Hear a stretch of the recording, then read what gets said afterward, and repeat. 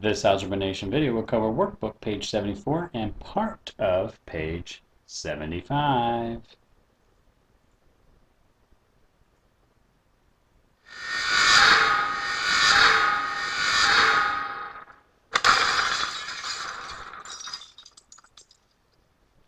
Read the text.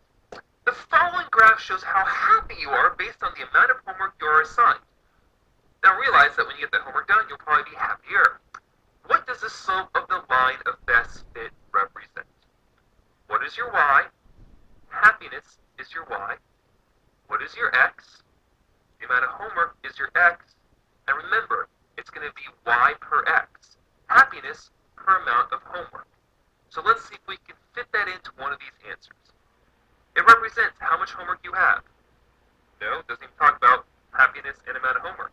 It represents how happy you are with everything. Well, actually, deal with your homework, so it's not.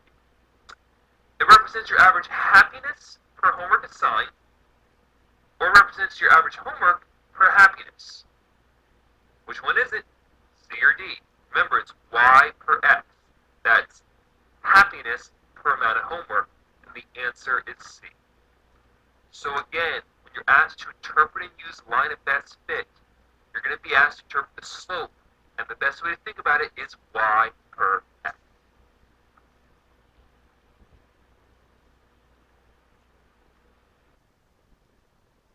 Here we're going to go ahead and graph a linear inequality. It's basically the same thing as graphing a line, just with an extra step. First, make sure you solve the inequality for y. Get y by itself. Then, just like you would normally, you would start with your slope and y-intercept. Remember, y equals mx plus b. You begin with plotting b, and then you move with your slope m. But you also have to go ahead and look at the inequality and ask yourself, solid or dashed, above or below. So again, solid or dashed, above and below. So looking at, of course, a graph, if you see, let's say, less than or equal to or greater than or equal to, that line is going to be solid overall. Beautiful. So notice the solid line is equal to. But, let's throw it up again. Let's say it's less than or greater than. Then that line's going to be dashed overall. Notice the dashed line. So you have to make sure you see the difference between those. Now, of course, you have to either shade above or shade below. So you'll notice that if you have greater than or greater than or equal to, greater than is shading above, less than will be shaded below. And overall, this kind of shows you the little chart of how to figure out solid or dashed, above or below. That's the idea behind this. So looking at the following inequality, it's already got y on one side. So you got to ask yourself basically 4 questions here. What is the slope? Remember, this is y equals mx plus b. The slope is -3. The y-intercept is -4. Solid or dashed? Well, there's no equal to sign, so it's going to be a dashed line, above or below. Y here is greater than. So if y is greater, you're going to shade above. And those are the questions you have to ask yourself. So for example, this first one we're going to actually finally graph. Y is greater than or equal to 1/5 x minus 5.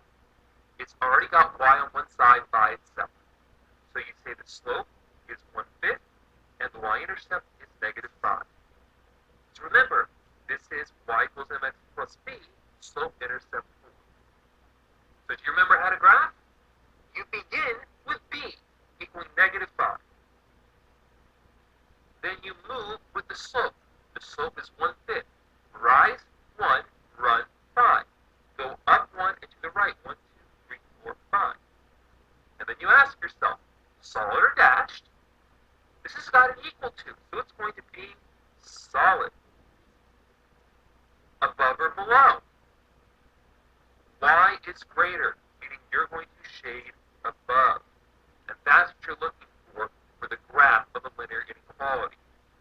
Again, let's look at this one more time. We began with a y-intercept of -5. Then we moved up 1 and over 5. It was was equal to or greater than equal to, which gives you a solid line, and it was greater than or equal to the shade above. And that's basically what we drew. Of course, not as little lines right here, but really it's all shaded above. But remember, it has to be y by itself.